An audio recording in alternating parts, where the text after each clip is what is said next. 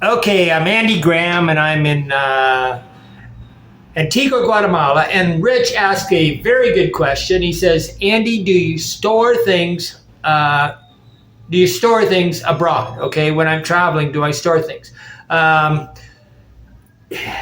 I keep thinking about this for years, and I was just talking to Rick, and I mean, what the real value on storage is the oversized bags that you need to go travel perpetually. Okay, I'm a traveler. I'm not an expat. Okay, um, but what an expat is a person. I mean, it's not a very good word. Okay, an expat is considered anybody that lives abroad, and like they're expatriated from the United States. They're not really patriots to another country. Some people are, but that's really the insane people, like the nomad capitalists, right? But I'll give a story where I actually saw what I think Rich is talking about. I was in Piedra de Cuesta, Mexico, and Enrique had a closet inside his house where he stored all the clothing and a bunch of personal items of this man that supposedly worked for the CIA. Okay, but he was funny because he was pretty old. He was like 75 years old, and what he would do is he would travel from place to place at different times, and somehow he communicated with Enrique.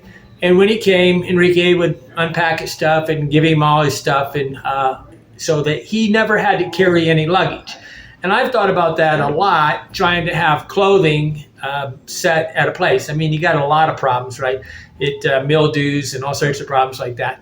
But I could do it. But again, when would I do that? I have no. I'm a traveler. I don't have any hardwired locations where I'm going to go. Okay.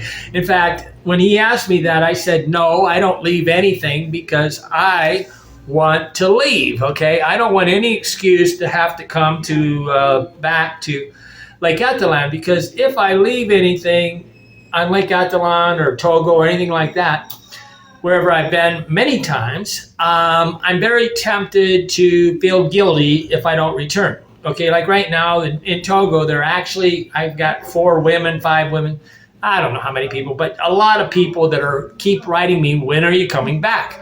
Because I became part of the fabric of the community and they want me back. I don't have that on Lake Atalan, okay? I don't have that. I have that in Indiana a little bit. Very few places do I have a community, but like Lake Atalan, I used to have a community there of James Easter and a few other people, and they all left. Okay, COVID killed it. Okay, so it's very little value to me, but I have no use for this. But I do believe expats have a use. Why? Because they're not going to sell their house. They want to be snowbirds. Okay. And Snowbird is a person that really maintains their house and then travels. Huatulco, Mexico, when I was there, was full of these people buying $300,000 to $400,000 condos, which was just bend over the table and sodomize them. Okay, they were getting raped. Okay, you will never recover this kind of thing. I mean, my friend Jack, in 1950 or something like that, he bought a condo for $25,000 in Acapulco, and Acapulco with Elvis Presley was this. When I met him, I don't know, in 1998 or something, it was still worth $25,000. Okay, there's hot spots. They were doing this in Sosúa, Dominican Republic. People were buying 2 or 3 condos, and they lost everything because it just didn't. Tourist places change, okay? So really, there's the next tourist place is the place where people are going. They don't return to a high tourist area. I mean, some places like Paris, yeah, maybe New York City, but there's only probably 20 places on the planet that you can guarantee they're always going to come there, okay? But all the other places, no, okay? If there's a new beach, they're going to go there, because they when a tour guide's selling something, they're selling new. Like right now in Guatemala, we have this Paradon Beach, Pare, and it's supposedly full of young, beautiful people, right? And I was going to go to it, but I finally decided that it just didn't seem like the infrastructure was good enough to have enough things to do. No, tourists don't care if they have friendships. I do, okay? But who needs a storage place? When I first left, I had almost a garage full of stuff, and I paid for storage until, I don't know. Actually, the guy just absconded with the thing and took the whole garage full of stuff, okay? So it didn't work. I was paying $20 for a garage that was in Indiana, and I knew a guy that had an extra garage, and he did a special deal because he knew me. But the minute I left, he became untrustworthy. And this is the problem with most people. That stuff is not yours, okay? When you store something, even my mother, Mom Graham, I would go, Mom, here's a huge box. Anything that comes in, put in that box. Like books would come in, people would send me books to review, right? She would read it and then put it on the shelf. And then she goes, Andy, I really like that book your friend sent me. And I go, I don't know what book you're talking about because it's a public relations person, right?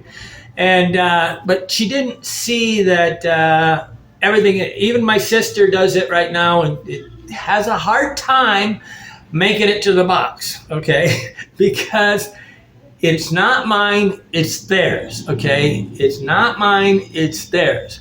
So I have 3-4 boxes at my other sisters, where she leaves it alone, okay, which is good, okay? But I don't have anything sent there because it probably wouldn't get in the box, okay? This seems like a small thing, but there is a need for used storage places abroad. I was just talking to a guy that one of the things that's really missing in all these storage places is in all these highly, there's targeted destinations for tourists on a repeating level. There's people that go back and forth over and over and over, and they often rent apartments and leave them vacant, and it's very expensive, and then they lock in, and then they buy so many things for the apartment that the next thing you know, they have the same problem that they had in the United States. They can't live within their means because it's costing too much to maintain the apartments. People get angry at me because I live in a hotel. They think of me as some kind of slumlord or something. I think I'm, Tesla, right? I'm the guy, what's his name? Nikola Tesla. I'm like Elon Musk. I'm like anybody that knows that one decision is easier. One less decision to make. I don't want a lot of space because I have to think about it. But most people do. So the hoarding of Americans, the first thing they do, I have seen people I have people I know that have been here for 1 week on Lake Atalan or Guatemala, and they buy a motorcycle. Kaboom! Kill yourself. But they can't stop themselves. Why? Because they're socialized. The only way I am a good person is if I have a car and an apartment and I buy a house. This is what a good person has inside the United States. Now, I've been neutered, right? I could care less about these things because they're anchors.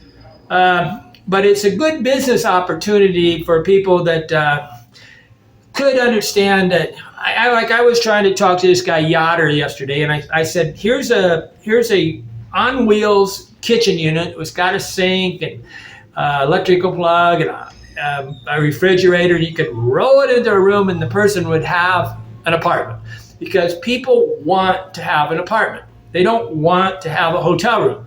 They want to tell everybody at home they rented an apartment in another country because this sounds better. In Huatuco, they can say, I bought a condo. And this sounds crazy, but they'll pay $300,000 just to say that, okay? These things are just apartments. These are just really apartments. They're not very nice, okay?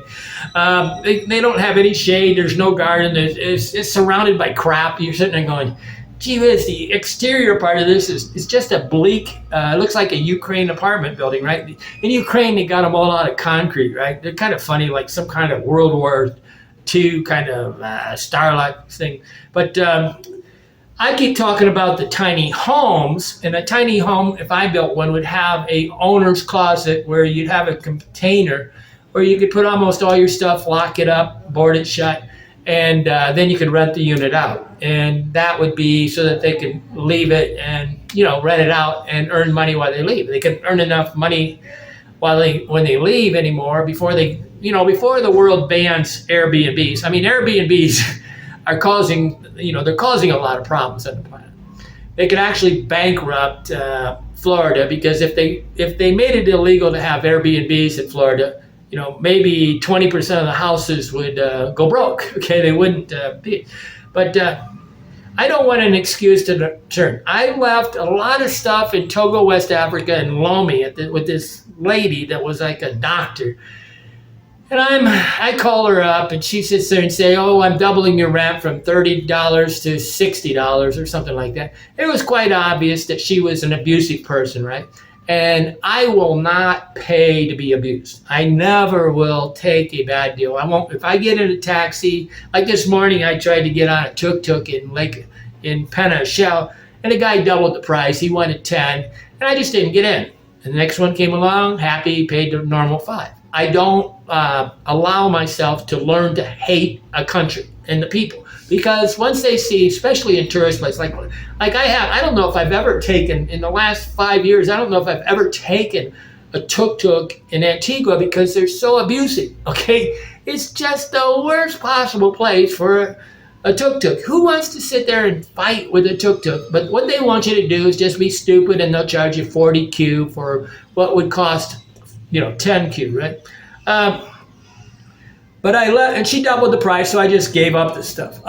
But I learned, right, this. I rented an apartment one time in Togo, and they destroyed the whole market. They bulldozed it down, and I just gave up. I lost a whole year's rent. I'm about the experience. I'm not about the possessions and stuff. I don't want anchors. I don't mind paying $60 a month and having an apartment. But, I mean, I had a 2-bedroom apartment. It was really nice.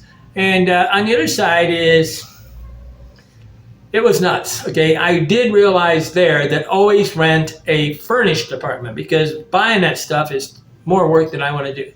But if you're going to leave stuff, though, you got to leave it at bases. See, very few people are going to get to this level of travel, but bases are like your home. I've got a base in Indiana, right? Somewhere around Fort Wayne, Kendallville, Indiana, there's my base.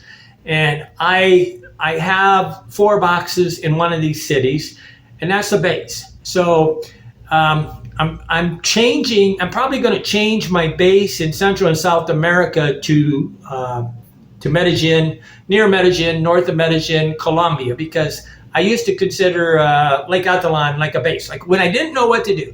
Say it's winter, and it's winter in Europe, it's winter everywhere, and I need to kind of hang around close because mom's sick or dad's sick or I'm worried about something. So I would just make a trip to Lake Atlan and park it. I'm going to do that now in Colombia because it's a much more economical and a much higher quality of living. And it's better for me. Okay, but everybody has a base. Most people need a base within like a one flight trip, okay? When you get these 2 flight trips, most people over 40 cannot do them. I can do 30-hour trip, but most people my age cannot. Okay, so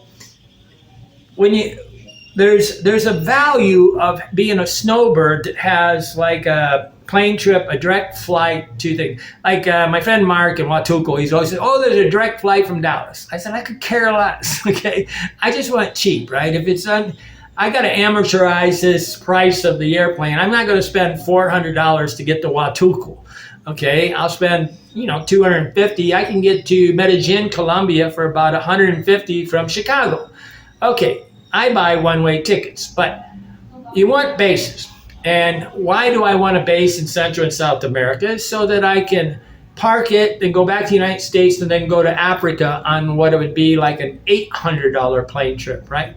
I want to be able to amortize the money so I can save money. See, there's many reasons why I want to be on the same time zone, but storage would be tempting in any place that is a base, okay? Ideally, I would have a base in New York City, which would make my flights just really radically. But New York City is just unmanageable. The bigger the city, the bigger problems. Used storages in the United States are too expensive. I've never met anybody that maintained them for very long. Every time you come back, you realize I'm paying for storing a bunch of stuff I don't care anything.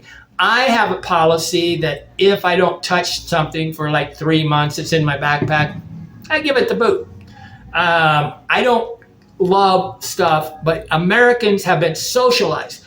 You need to stay working for 30 years, 40 years. You need to work till the day you die. Okay, that's the best thing for society. But used storages are too expensive. And when these people are buying, getting used storages and they got a big house, they really need to have a introspective moment and say, what am I doing? But I decided that I'm going to always, I kind of got confused for a couple years on this check bag things, because I'm going to have to pay, like tomorrow on Saturday, I'm going to have to pay about $35, $40 to check my bag. But it's a lot cheaper to check my bag than to have a storage place where I'm going or to do anything like that. And I have all these things that it's not that they are valuable, but the time I spend finding these things and optimizing them is more than I want to do. Now, most people love to buy things, so they might not have that problem. I don't like to buy things. I like to buy little gadgets.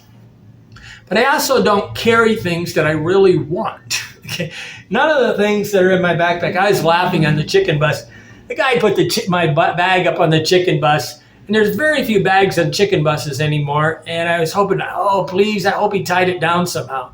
I kind of had the hip pad thing. They take the hip pad and they tie it to the rack up top. And we're going around these curves at the, 45, 50 miles an hour. It's really a visceral thing. But they didn't lose it. But it's genetically hardwired. You are genetically hardwired to buy things. Why? Because especially for men, we have to prove that we make a good mate. We have to have a house. We have to have a car because it's a demonstration of higher value. Without that, the girl is not going to date. Like I don't have any possessions, therefore not very many girls like me. Okay, they don't want me. They don't care that I've been to 100 countries. That's of zero value. I have to have a concrete thing. Tiffany, the other time, this one girl I was dating wanted me to buy a 3-bedroom house in Dallas, and I said, "Are you insane? You have no idea who I am." But she didn't care. She just wanted the idea of who I was. She didn't care who I was, right? But I don't care if a woman's got a dog, I'm not going to date her, okay? I don't date women with dogs wearing sunglasses. I have made it a rule that if a person's got on a dog and sunglasses, I'm not going to become their friend, okay? But hoarding is an anchor. We call them an anchor that you have trouble leaving. Your children are an anchor what you want. An anchor is having a car. An anchor is having a year renting. I remember Steve asking me, what do you think of renting an apartment for? I got to sign my rent. I said, well, if you're going to sign a 1-year rental in the United States, you're not a traveler. You're living there. The minute that you rent anything by the year. But most Americans will come abroad and rent something for 6 months. They have zero problems entering into a contract because that's what they did in the United States. We actually transfer our culture to the other culture. And that's why a lot of foreigners get really angry. It's like, hey, we don't have the same opinions as you on all these different deviant behaviors, right? Smoking pot, walking around with thousands of tattoos. But people buy cars but they want to lose their freedom. They don't know they want to lose their freedom, but they have no understanding that these are anchors. Okay, they don't understand that they're leaving the United States often to travel, and they don't realize that their freedom's dependent on how many things they own. Okay, so the more things, each thing that you own, like when George Carlin's talking about stuff, he's making a great point. You buy stuff to the point where you don't have enough stuff to have a life. You have too much stuff to even have a life. Stuff is an anchor. Okay, but I don't have any stuff. I despise stuff. Actually, my backpack is pretty heavy. I just got a new backpack. I got it for $20 used, and I realized I was going to take the straps off it, put it on this little backpack, and I realized this backpack is such a high quality backpack that I was going to use it. Had a thing to cover up the straps. It's got every kind of it's got handles on both sides on the top. It's really a well bag. It'd be a $275 bag that I got for about $20. But I don't want things. I don't mind carrying an ungodly amount of things. If I was a millionaire, I would carry 3 bags. Why? Because these are my home, and I have zero problem transporting these bags around the planet. I was going to carry a wash machine around Africa one time. There's these little small wash machines, and I often think about it because what I really miss about the United States is a washing machine. But people want to work for their whole life, and they have to accumulate things. And that's what Rich was talking about. He's thinking, I'm going to move to Lake Athlon. He's not thinking, I'm visiting Lake Athlon. Okay? And you should never make that decision to live in a foreign country until you've been there about 8 times, okay? Or you married a girl there, or you started a business there, because you're living in a foreign culture. Can you understand that? You're living in a foreign culture, and it's obnoxious, okay? You're going to have culture fatigue about 8 months in there where you start. I mean, I watch people just rant about the Guatemalans, and you catch me ranting. I mean, you get tired of just never-ending developing country problems. I mean, a developing country is like having a pizza with half the things on, like, so they didn't put all the pepperoni on it. They forgot the sauce. A fully developed country has everything on their pizza. A developing country just does pizza kind of crap. And that's how everything is when you're in a developing country. Very difficult to get high quality. Plane luggage, there used to be a way where you could have these things. And I really think that you could take some hub cities like Amsterdam and Frankfurt, Germany, and New York City, and have storage specifically for travelers. Keyed in where you got it highly electronic, so you got a key card and it's got an app and everything's auto service. Okay, that's the word in Spanish for self-service. Okay, you want an auto servicio service. And they got the technology, it's just that the people are not up to that speed. I could easily create an auto servicio, I gotta talk in English, self-service hotel in another country. And I'd like to start one because the labor cost is getting to be outrageous. And the reason why people don't return to hotels is normally because the staff is not happy. So you go into a hotel in the United States and they don't even speak English. And you're going there and you go, why am I staying in a resort in Mexico where nobody speaks English? They're basically the cheapest paid people in the country. I'm not really paying. I want to go to a resort, which if I was going to stay in a resort, I want to stay with a bunch of Swedish girls that are college educated, Denmark, Germany. I want highly educated people working in there on a temporary basis, because I want to be able to have conversations with the staff that doesn't make me feel like I'm slumming it, okay? But I don't live in hotels where I feel like I'm slumming it. If I walk into a hotel and all the staff are, just not up to snuff. Like I tried to go into a Taco Bell in Angola, and I was looking at all these tattoos in the backside. I could see all the people, right? I just turned around and left, okay? I don't want them cooking my food. There's a real nice place in Angola, and I got the really fat guy with a bunch of tattoos. He looks like a movie thing. But you can store stuff abroad, and this would be a good business. But very few of the expats are business people, right? They're really the wanted by the United States, like legally, unwanted by the United States. Nobody likes them. And the hermits they want to get to a country where they don't have to talk to anybody. Right now, the divorce is creating a lot of hermits, right? Because the divorce makes it so that a lot of these men can't talk to an American woman without getting angry. The American women can't talk to any American men without getting so angry that it's a trigger, right? So these people move abroad where there's a different, race of people, and they don't get triggered, right? Kind of humorous, okay, but it's kind of sad they didn't resolve this. Get back in the games, guy. But this is a good business opportunity for somebody. On the other side is very few people that are travelers or living abroad are expats. Expats normally start aid organizations, or they start restaurants or bars. Everybody in there, it seems like everybody has a dream to start a bar. When I was in, we'll talk Bob, when I was in Vilcabamba, he says, oh yeah, we got 28 restaurants. Everybody starts a restaurant. Okay, we got more restaurants. We got 15 more restaurants than we need.